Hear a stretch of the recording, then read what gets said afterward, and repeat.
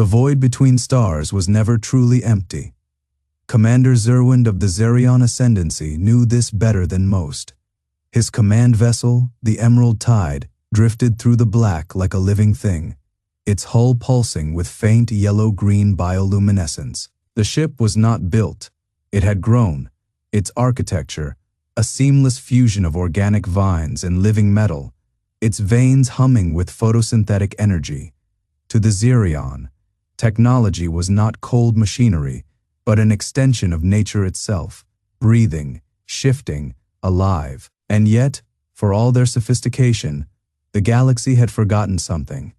Xerwind's four jointed fingers traced the holographic display before him, the projection casting emerald shadows across his chitinous face. His people had long dismissed the ancient records, fragmented tales of a violent, short-lived species that had once clawed their way into the stars before vanishing into the dark. The galaxy had moved on. The Xerion had flourished, their empire stretching across 100 systems, their technology unrivaled. Commander Ursek, his chief scientist, murmured, her voice a soft chitter. Her antennae twitched as she studied the sensor feeds. There is an anomaly. Xerwind's secondary eyelids flicked sideways in irritation. Anomalies are common in deep space. Stellar debris, ion storms. Not like this. The display rippled, resolving into a shape, but not one of theirs, not one of any known species. It was angular, brutal, a slab of blackened alloy studded with weapon ports and armored plating. No elegant curves, no pulsing bioluminescence. Just cold, dead metal, scarred from battles. No Xerion could fathom. And yet, the most unsettling thing was not its design. It was moving. No energy signature, no drive flare. It slid through the void like a predator stalking prey, its presence only betrayed by the faintest gravitational distortion. Ursek's frills flattened against her neck. It should not be possible. No species can mask emissions so completely. Xerwind's gut tightened. The Xerion had spent millennia perfecting their biosensors, attuned to the faintest whisper of energy. Yet this vessel, this thing, was a ghost. Then the sensors flickered again. Another ship, and another. Dozens of them, emerging from the dark like specters from a forgotten war. Ursek's voice was barely a whisper. They matched the records. The human records. Xerwind's blood ran cold. The myths were real, and they were here. Aboard the UNS Vindicator, Commander Amanda Davis exhaled slowly, her breath fogging the inside of her helmet for a fraction of a second before the suit systems whisked it away. The bridge was silent, bathed in the dim red glow of combat readiness. Around her, her crew worked with the quiet efficiency of those who had spent years in the void, their faces illuminated by flickering tactical displays. Xerion vessel has detected us, Lieutenant Chen reported, his voice calm. Passive scans only. They're trying to make sense of what they're seeing. Amanda allowed herself a small, grim smile. Let them wonder. Let them fear. For 3 centuries, humanity had been erased from the galactic stage, driven to the brink, hunted, betrayed. The Xerion and their kind had written them off as extinct, a footnote in history, but humanity had a long memory and a longer reach. Sergeant Keller, she said, her voice steady. In the shadows of the bridge, a figure clad in black combat armor shifted. Evan Keller's visor gleamed faintly in the low light, his augmented optics already locked onto the Xerion vessel. Prepare the exotroopers. Keller didn't hesitate. They won't know what hit them. Amanda turned back to the view screen, where the Emerald Tide hung suspended in the void, its bioluminescent veins pulsing in slow rhythmic waves, and utterly unprepared for what was coming. She leaned forward, her fingers curling around the edges of her command console. Let's remind the galaxy, she murmured, why they should have feared us. Section Fey. A history written in blood. The Emerald Tide drifted like a luminous specter in the void, its hull woven from living metal that pulsed with slow photosynthetic breaths. Commander Xerwind of the Xerion Ascendancy stood at the heart of his vessel, his chitinous fingers tracing the organic command console, its surface warm beneath his touch. The data streams flickered in emerald and amber, whispering of the unknown warship that had emerged from the dark. It should not exist. Humanity had been extinct. A myth, a cautionary tale, a species too reckless, too violent, too human to survive the cold calculus of galactic politics. The Xerion archive spoke of their last stand, a dying race, cornered in their final system, bombarded into oblivion. The other ascendancies had celebrated, the galaxy had moved on. Xerwind's secondary eyelids flicked shut for a moment, shielding his golden eyes from the harsh glow of the holographic display. The warship before them bore no resemblance to the crude vessels of human legend. Its silhouette was a blade, its hull a seamless obsidian expanse that drank in the light rather than reflected it. No energy signatures, no heat bleed, no signs of life. It was a ghost, a predator, and it was looking at them. Behind him, scientist Ursek hissed, her frilled neck, flares rippling in agitation. "Commander, the readings. I see them. The scans were impossible. The human ship's armor wasn't just dense. It was alive, shifting at a molecular level, adapting in real time to their probes. Its weapons were worse, cold fusion lances, gravitic disruptors, something the system could only classify as kinetic annihilation arrays." Ursek's voice trembled. "They were supposed to be gone." Xerwind didn't answer. His mind raced through the histories, the reports, the lies. Had they missed something? Had the humans let them think they were extinct? A chime echoed through the bridge. The human ship had opened communications. A single channel. No demands, no threats. Just a voice. "Xerion vessel," it said, smooth, calm, inhumanly controlled. "This is Commander Amanda Davis of the Terran Reclamation Fleet. You are trespassing in sovereign space." Xerwind's blood ran cold. Sovereign space. This sector had been ceded to the Ascendancy 3 centuries ago. The humans had no claim here, unless they had never stopped claiming it. Ursek's claws dug into the console, their powering weapons. Xerwind's frill flared in alarm. Shields! The human ship moved. One moment, it hung in the void, silent. The next, it was upon them, its engines flaring not with the vibrant luminescence of Xerion drives, but with a cold blue-white fury, fusion fire, raw and unrestrained. The Emerald Tide's living hull shuddered as the first kinetic round struck, the impact reverberating through its organic superstructure like a scream. Alarms wailed, the bridge lights flickered, the bioluminescent veins dimming as if in pain. Xerwind staggered, catching himself on the console. His mind reeled. This wasn't a battle. This was a message, and as the second salvo tore into his ship, he understood.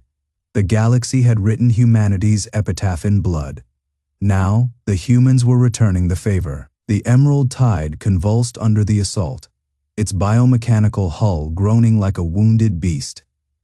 Xerwind's frill flattened against his skull as the deck bucked beneath him, the ship's living architecture recoiling from the violence. Bioluminescent veins pulsed erratically, their usual golden-green glow, flickering into sickly amber, pain signals from a vessel that had never known pain before. Ursek's claws scraped against the console as he struggled to stabilize the readings. His secondary eyelids flicked shut and open in rapid succession, filtering the chaotic data streams. Their weapons. His voice was a rasp, the air thick with the acrid tang of scorched organic circuitry. They're not just kinetic, they're designed to disrupt our systems. Xerwind didn't need the analysis. He could feel it. The human rounds weren't mere slugs of metal. They burned, they corroded where they struck. The Tide's living armor blackened and withered, the biosynthetic weave unraveling like flesh under acid. The Xerion had faced plasma lances, ion disruptors, tools of war honed over millennia. But this was something else. This was hate. A proximity alert shrieked. Xerwind's gaze snapped to the holodisplay just in time to see the human vessel. Indomitable, its hull markings declared, rotate with eerie precision. Its flank yawned open, revealing rows of launch tubes, not sleek, self-guided lances like the Xerion's organic seekers. These were blunt, brutal things, their casings pockmarked with heat scars and old battle damage. They ignited not with the soft pulse of bioenergy, but with the raw, coughing roar of chemical propulsion. Ursek's frill trembled. There, the first missile struck. The impact was deafening, a thunderclap that sent tremors through the tide's spinal column. Then came the second, the third, the fourth. Each hit was a hammer blow, each explosion a localized apocalypse. The tide's outer layers peeled under the onslaught, its living armor sloughing away in great bleeding strips. Bioluminescent fluid sprayed into the void, freezing instantly into emerald, glowing ice. Xerwind's claws dug into the command throne. His ship was screaming, and the humans weren't done. A new signal flared on the scanners, smaller, faster. Boarding pods. Ursek's voice was hollow. They mean to take us. Xerwind had seen boarding actions before. The Xerion used neural shock drones, delicate things that paralyze nervous systems with a touch. The Veln employed swarm, slicers, clouds of razored micro-drones that flensed flesh from bone. But the human pods didn't dock, they rammed. The first pod struck the tide's midsection like a spear, its reinforced nose punching through the weakened hull in an explosion of splintered bio. Plating the second hit near engineering, the third near the bridge. Then the hatches blew, and the nightmares stepped out. Xerwind's breath caught. They were wrong, not just in their construction, though that was horrifying enough. Their armored forms a grotesque fusion of metal and synthetic muscle. But in their movement, they didn't advance like soldiers, they lurched, like corpses puppeteered by unseen strings. One turned its helmet toward the bridge cameras, and Xerwind saw the eyes, not the smooth glowing optics of a drone, not the cold lenses of a machine. Human eyes. Ursek made a sound like a dying animal. They're not machines, they're... Xerwind whispered. The galaxy had buried humanity, and now the dead had come to collect their debt. The first shots rang out in the dark. Xerwind watched through the pulsing amber haze of the tide's security feeds as the invaders moved, not with the mechanical precision of drones, but with the predatory efficiency of hunters. Their armor was a nightmare of blackened alloy and exposed cabling, their limbs reinforced with pistons that hissed like serpents with every step, and their weapons. Ursek's trembling fingers danced across the holographic readouts, his bioluminescent veins flickering in distress. Their firearms, they're ballistic. Xerwind's spines flattened. Ballistics, primitive, by galactic standards. The Xerion had abandoned such crude kinetics millennia ago in favor of clean, precise energy weapons. Yet the humans had not only kept them, they had perfected them. The invaders' rifles spat tungsten slugs at velocities that turned air into fire, each impact detonating against the tide's organic bulkheads with concussive force. The ship screamed as rounds punched through its living armor, splattering the corridors with viscous, glowing sap. One of the boarders turned its helmet toward a security drone. The visor was cracked, revealing a sliver of scarred flesh beneath. A human face. Then it smiled. The feed cut to static. Sergeant Evan Keller moved like a ghost through the tide's arteries. His HUD painted the alien vessel in shades of thermal green, highlighting the pulsing veins of bio, mechanical conduits that throbbed along the walls. The air stank of chlorophyll and ozone, thick with the hum of living machinery. Every breath tasted like copper and wet leaves. Behind him, the rest of Fireteam Viper advanced in silence, their boots leaving faint imprints in the spongy deck plating. No chatter, no hesitation, just the quiet, methodical rhythm of soldiers who had done this 100 times before. Keller's finger rested against his rifle's trigger. Not tense, not eager, just ready. A shape shifted in the shadows ahead, a Xerion sentry, its emerald carapace blending seamlessly with the bioluminescent growths along the ceiling. It hadn't seen them yet, Keller exhaled, and pulled the trigger. The gunshot was deafening in the organic hush of the ship. The sentry's head burst, spraying luminescent fluid across the walls in a grotesque Pollock painting of gore. Its body crumpled, twitching, as the fire team stepped over it without breaking stride. On the bridge, Xerwind stared at the corpse on the feed. The human weapon had turned the sentry's skull into vapor. No energy burn, no cauterized wound, just raw, brutal physics. A chunk of metal moving faster than sound, reducing biology to paste. Ursic's voice was hollow. They didn't even stop. Xerwind's claws dug into the command console, drawing thin rivulets of golden ichor. The humans weren't just boarding. They weren't just killing. They were erasing. Every shot, every step, was a declaration. We do not negotiate. We do not surrender. We do not forget. The dead had returned, and they had brought the weight of the trigger with them. The human boarding party moved like a surgical strike, precise, relentless carving through the Xerion vessel's defenses, as if they were walking through a simulation they had already won. Commander Amanda Davis led from the front, her armored boots leaving faint imprints in the ship's organic flooring, the material flexing unnaturally beneath her weight before resealing itself. The air smelled of ozone and something sickly sweet, like rotting fruit laced with copper. The Xerion's biotech pulsed around them, veins of yellow-green energy thrumming through the walls, reacting to their presence like a wounded beast sensing predators in its den. Behind her, Sergeant Evan Keller swept his rifle across a branching corridor, the motion smooth, instinctive. His HUD painted hostile markers in crimson, shapes shifting in the shadows, half hidden behind membranous growths that might have been doors, barricades, or something else entirely. The Xerion weren't retreating, they were adapting. A flicker of movement, Keller fired. Another sentry collapsed, its torso shredded by hypersonic rounds, its bioluminescent fluids splattering across the corridor in glowing arcs. The humans didn't slow. On the bridge, Xerwind watched the carnage unfold through the ship's neural feeds, the images transmitted directly into his mind via the command throne's synaptic tendrils. Each death sent a tremor through the vessel's living architecture, a psychic echo of pain that resonated in his bones. Ursic stood frozen beside him, his emerald-hued frills trembling. "They're not even hesitating," he whispered. Xerwind's claws flexed, drawing more of the ship's golden ichor.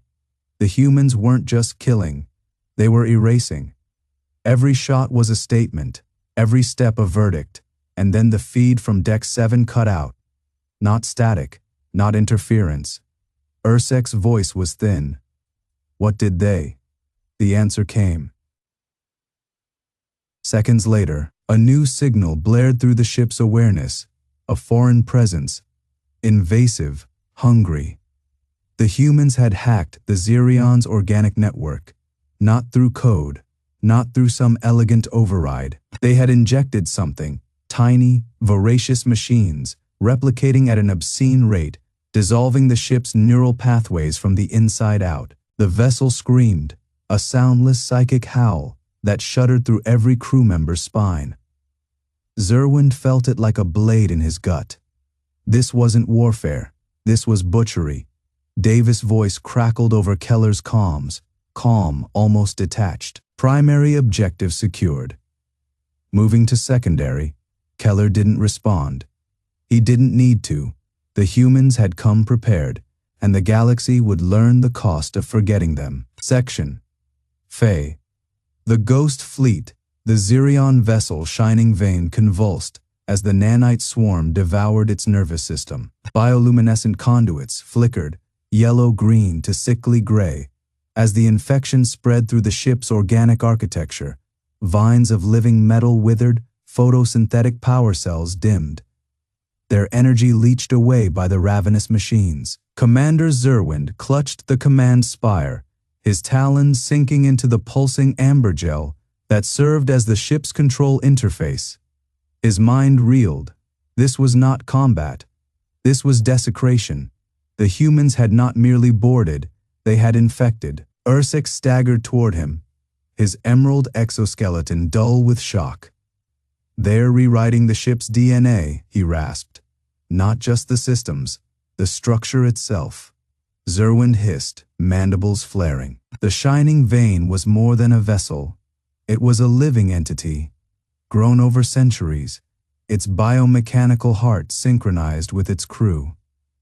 Now, it screamed silently as the nanites rewrote its essence. Outside the viewport, the void shimmered, then moved. At first, Xerwind thought it a trick of the dying ship's optics, but the darkness rippled, like water disturbed by an unseen current. Then, one by one, the stars winked out, not from interference, but from something passing in front of them. Ursik's breath hitched, by the root. The human fleet emerged from stealth.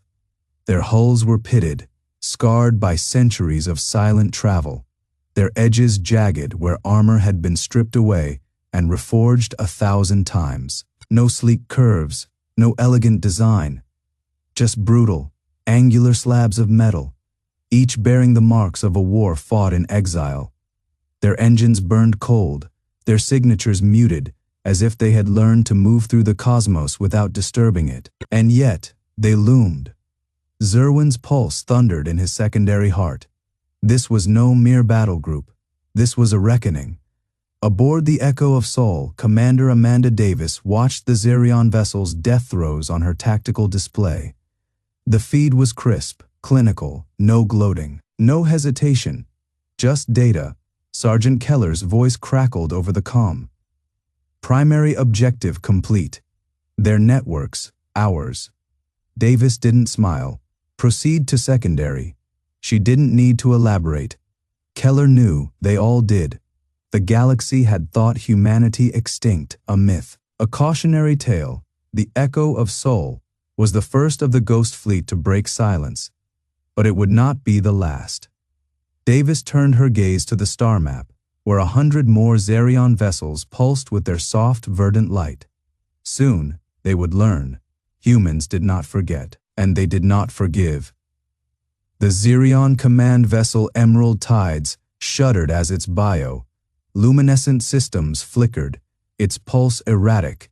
The great living ship, grown from symbiotic alloys and photosynthetic energy webs, had never known fear until now. Commander Xerwind watched the tactical display with mounting dread. The human warships moved like specters, their dark hulls drinking in sensor pulses rather than reflecting them.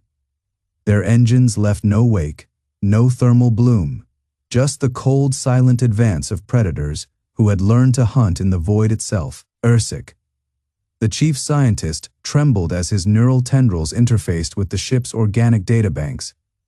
Their signatures, they shouldn't exist, he whispered. No ion trails, no quantum resonance.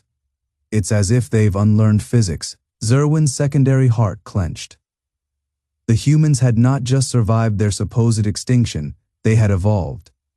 Aboard the Echo of Sol, Sergeant Evan Keller watched the Xerion fleet's panicked maneuvers through the eyes of their own command network. The alien vessels pulsed with frantic yellow-green light, their vine-like structures writhing as they struggled to recalibrate defenses. Keller's fingers danced across the holographic interface, his neural implants syncing with the ship's AI. Their command structure is collapsing, he murmured. They're trying to reroute through their bionet, but we're in too deep. Commander Davis didn't look up from the star map.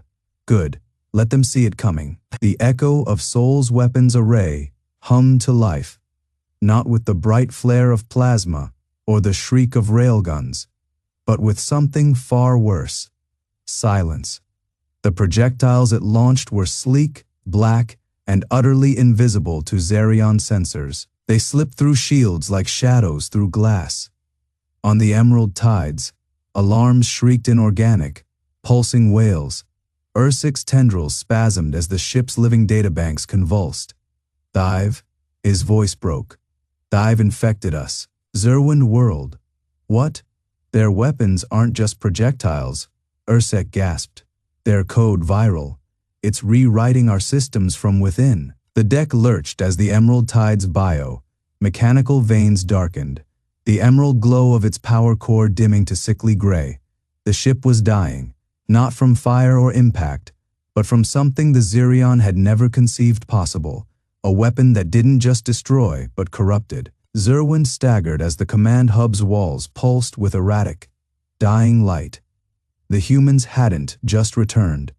They had brought with them a war unlike anything the galaxy had ever seen, and worst of all, they were just getting started. The Emerald Tides convulsed like a dying beast, its once luminous veins now blackened with necrosis. The air inside the command hub tasted of scorched chlorophyll and something fouler, something wrong. Xerwind's claws dug into the pulsing resin of the command console as the ship's biosystems spasmed in their death throes. Ursek's tendrils flickered in distress, his usually vibrant emerald skin dulled to a sickly olive. His voice was a whisper barely audible over the ship's dying groans. They weaponized thought. Xerwind turned, his primary eyes narrowing. Explain.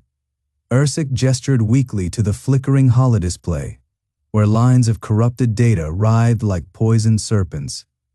Their attack wasn't just code. It was alive, adaptive. It didn't just breach our firewalls.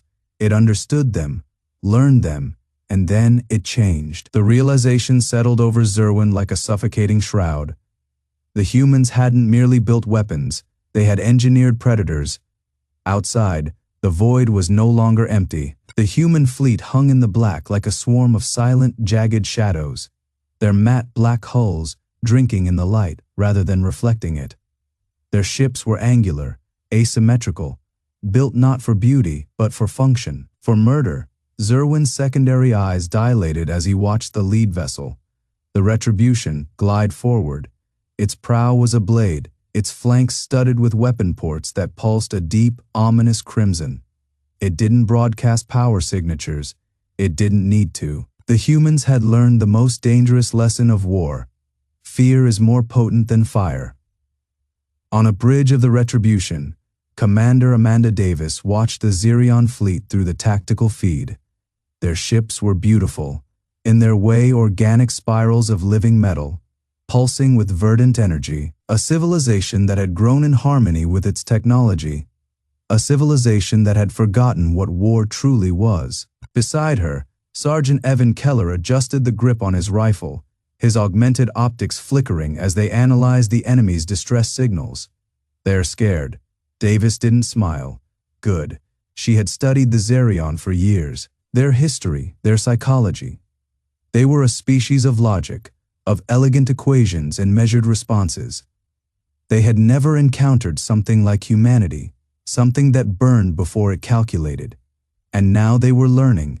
Ursek's voice was hollow. They're not transmitting demands, no surrender terms, no communication at all. Xerwind's spines flattened against his back. That was the most terrifying part. The humans weren't here to negotiate. They were here to teach. The Emerald Tides shuddered again, its bioluminescence flickering like a failing heartbeat. The viral weapon had spread through the ship's neural network, severing command pathways, rewriting core functions. The Xerion had built their vessels to heal, to adapt, but this was no wound. This was cancer, and the humans had engineered it to metastasize. Davis exhaled slowly, her breath fogging the cold air of the bridge. The Xerion had believed themselves untouchable, a civilization that had never known true loss, true desperation. We remember, she tapped a command into the console. Across the fleet, weapons powered up, not with the screaming energy signatures of plasma lances or the thunder of railguns, but with the silent, lethal hum of systems designed for one purpose, to make sure the galaxy never forgot humanity again. Xerwind's claws flexed. He had commanded fleets for decades, fought pirates, insurgents, even rogue machine intelligences. This was something older, something darker. This was vengeance, and it was only beginning. The void between stars had never felt so heavy. Xerwind's command pod pulsed with the dying light of his fleet, amber and emerald energy signatures flickering like wounded fireflies against the black. His neural tendrils, woven into the ship's organic circuitry, recoiled from the feedback. Pain was an alien sensation to the Xerion. Their ships healed, their systems adapted, but not from this.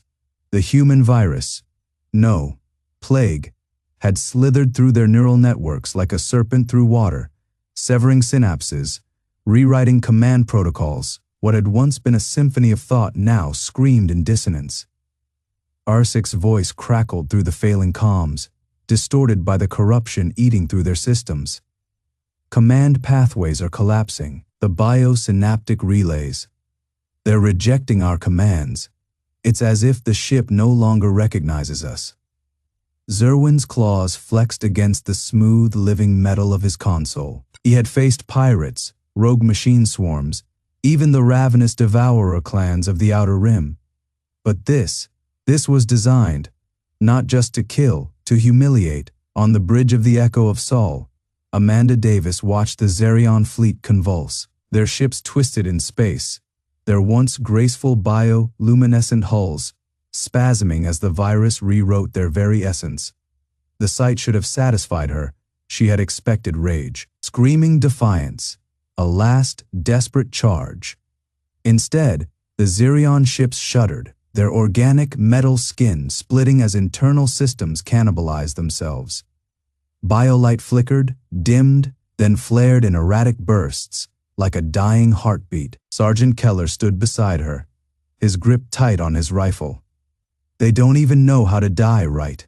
Davis didn't answer. The Xerion had built their civilization on harmony, on growth, on the belief that war was a relic of lesser species.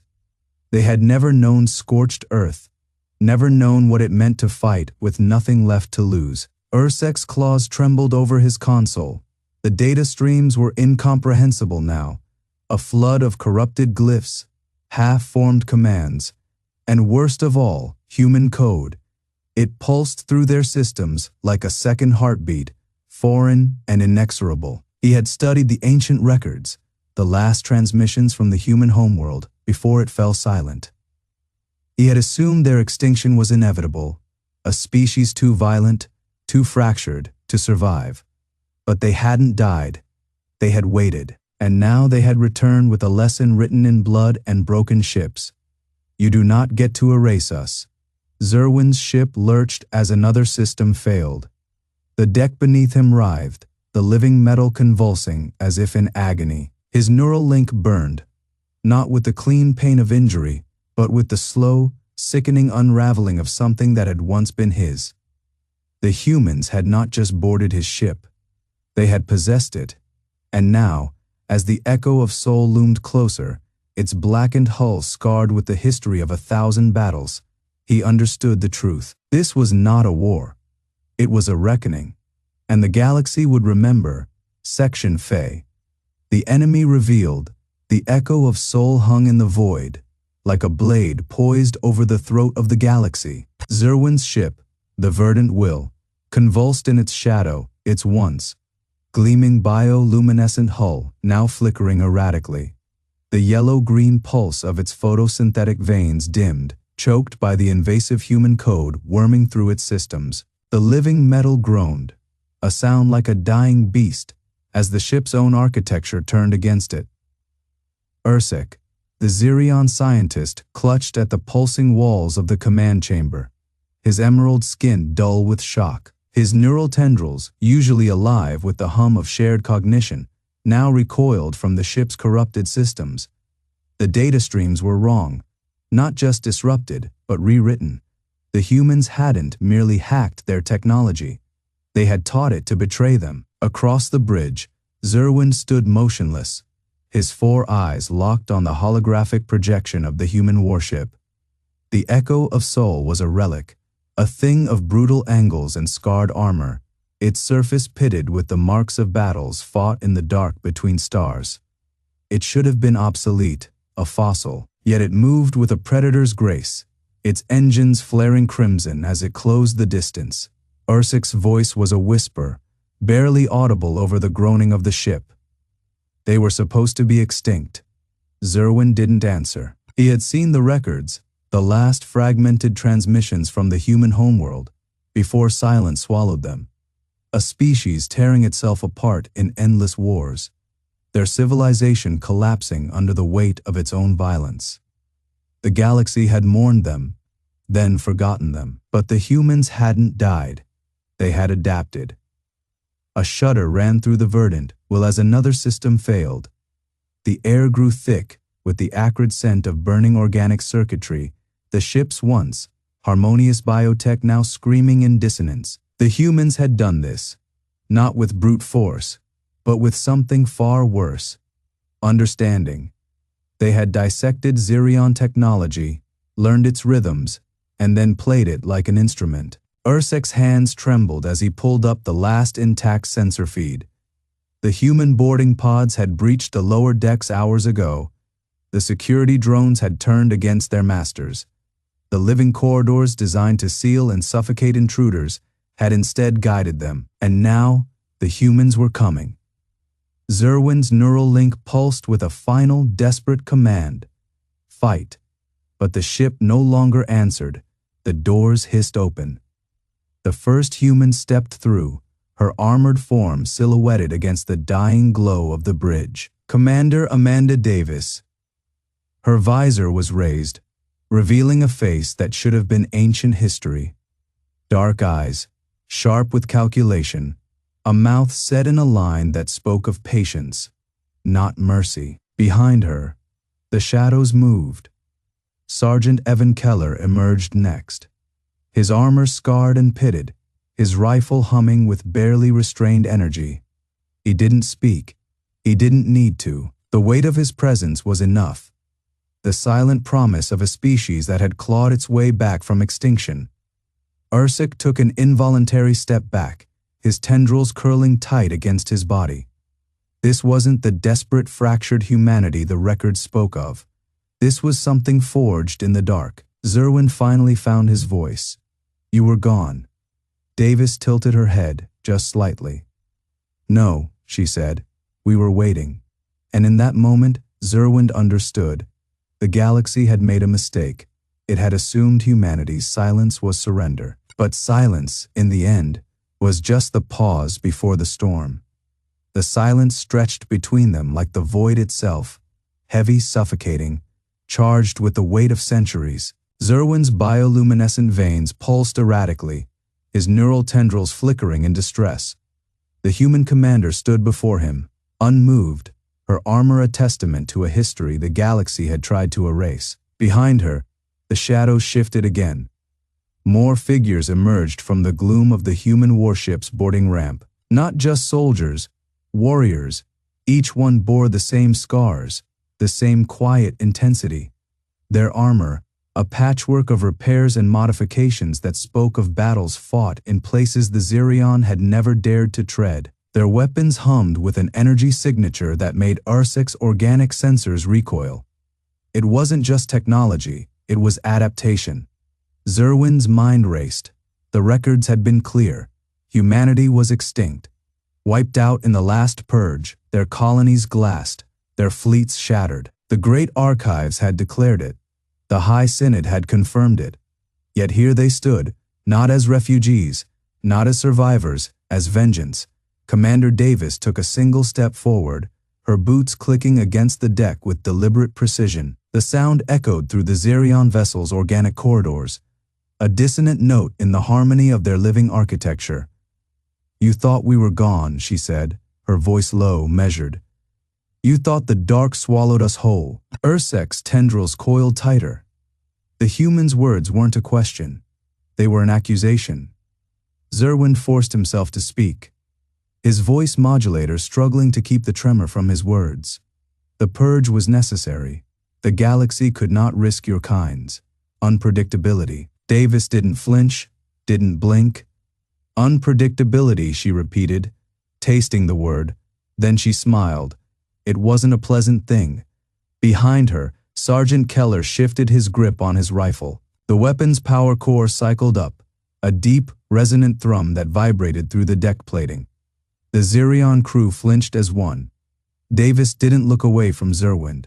You call it unpredictability. We call it survival.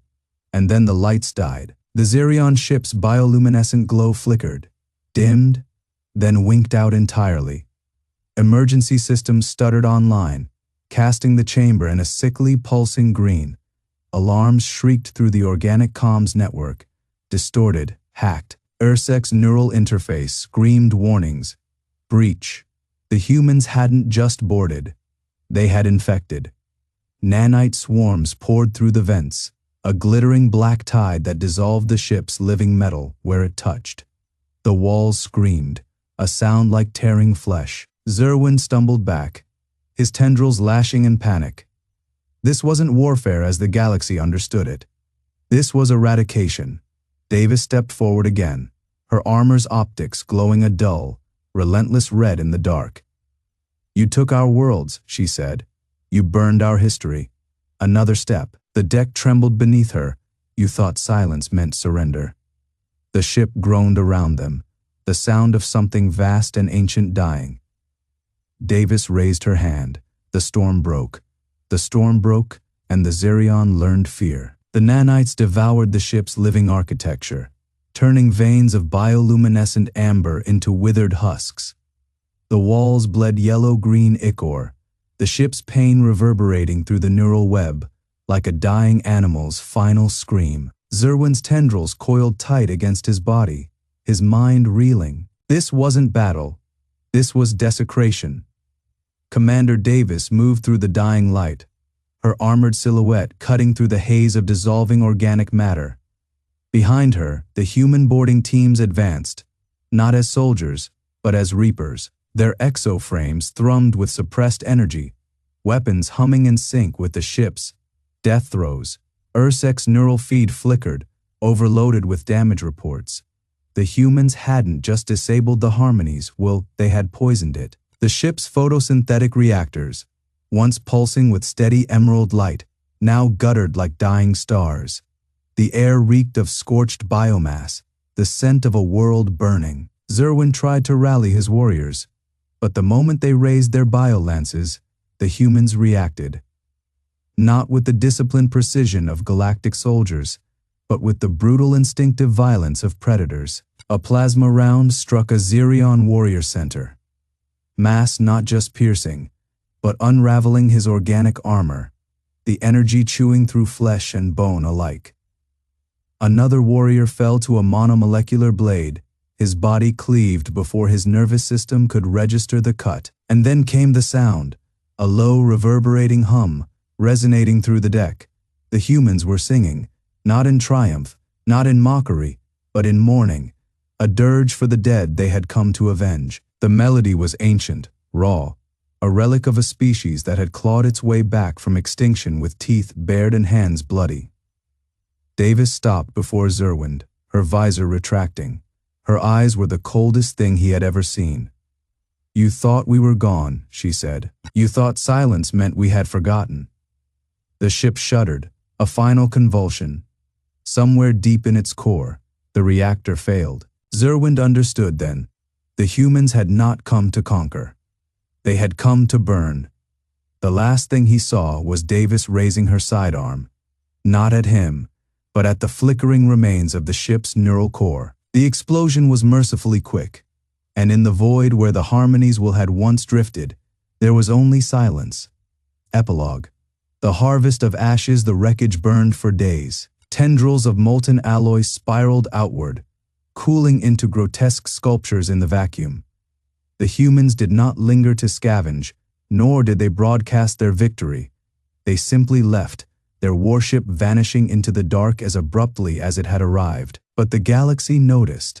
A Xerion Deep Scout probe, drawn by the energy signatures of the dying ship, arrived 12 cycles later. Its sensors painted the aftermath in sickly green luminescence, the shattered spine of the harmonies. Its organic tech veins blackened and brittle. The probe's neural core shivered as it compiled the data. No survivors, no distress beacons. Only the echoes of a battle that should have been impossible. And the song, faint, degraded, but unmistakable. The humans had left it behind, encoded in the wreckage like a epitaph. The dirge cycled on repeat, a final message to any who would listen.